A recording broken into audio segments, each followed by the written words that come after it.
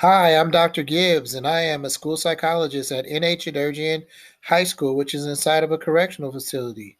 Black History Month is a time to learn and celebrate African American heroes that have shaped American history. Martin Luther King Jr. was born on January 15th, 1929. He was a civil rights activist in the 1950s and 1960s. He led nonviolent protests to fight for the rights of all the people, including African Americans. He went to Booker T. Washington High School. He was so smart that he skipped 2 grades in high school. He went to Morehouse College at 15 years old. In 1963, Martin Luther King Jr. helped to organize the famous March on Washington. Over 250,000 people came to march. They wanted to accomplish and end segregation in public schools, protection from police abuse, and to get laws passed that would prevent discrimination in jobs. It was at this march Martin gave his I Have a Dream speech. This march was a success. The Civil Rights Act was passed in the next year, 1964. He was the youngest person to receive the Nobel Peace Prize in 1964.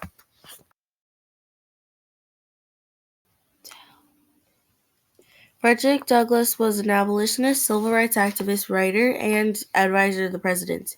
He was born into slavery in 1818 in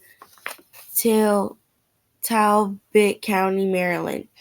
He learned to read at the age of 12. His slave owner's wife taught him the alphabet. It was illegal for slaves to learn how to read, but he was eager to learn. Over time, he secretly taught himself how to read and write by observing others and watching white children in their studies. Once Douglass learned how to read, he read newspapers and articles about slavery. He began to form views on human rights and how people should have been treated. He also taught other slaves how to read. After he escaped as a slave, he started lecturing in Ireland and Britain to abolish slavery. During the Civil War, Douglass fought for the rights of black soldiers. Douglass also visited the U.S. Congress of President Lincoln, insisting on equal pay and treatment of black soldiers fighting in the war. Harriet Tubman was a nurse, civil rights activist, and a spy. Harriet was born into slavery in 1820 in Maryland. There were states in the northern part of the United States where slavery was outlawed. Slaves would try to escape to the north using the Underground Railroad. This was not a real railroad. It was a lot of safe homes called stations that hid slaves as they traveled north to become free. The people that helped the slaves were called conductors. Slaves would move from station to station at night, hiding in the woods or sneaking onto trains until they finally reached the north as free people. In 1849, Harriet decided to escape. She used the Underground Railroad. She made it to Pennsylvania and was free. In 1850, she joined an Underground Railroad as a conductor. She helped over 300 slaves to escape. She risked her life and freedom. She helped her parents to escape. After serving as a nurse for a year, she created a spy ring network to help the Union. Under her group of spies helped the army with maps, troop movements, and secret information. Booker T. Washington was an educator and civil rights leader. He was born into slavery in 1856 in Halesford, Virginia. President Lincoln freed the slaves when Booker was 9 years old when he was free from slavery.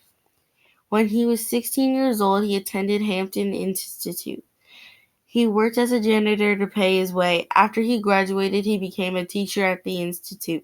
In 1881, Booker opened a new school for black students in Tuskegee, Alabama. It was called the Tuskegee Institute. Booker spent the rest of his life building the Tuskegee Institute into a major university.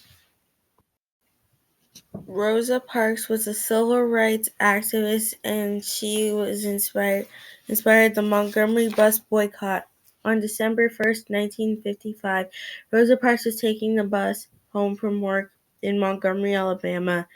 When the bus began to fill up, the driver told her to move back to make room for a white passenger. She refused to move. She was arrested and fined $10. Other people had been arrested for similar rebellious actions, but it was Rosa's arrest that inspired the protests against segregation. Martin Luther King Jr. and other civil rights leaders organized a day to boycott the buses. On December 5th, around 90% of black people in the Montgomery did not ride the buses. After the first day of the boycott, they decided to continue it. Black people carpooled, walked road bikes, or used horse-drawn buggies to get to work. The boycott lasted for over a year. The boycott changed the laws. Now black people could continue and sit wherever they want on the bus. The Supreme Court held up the ruling that segregation was unconstitutional.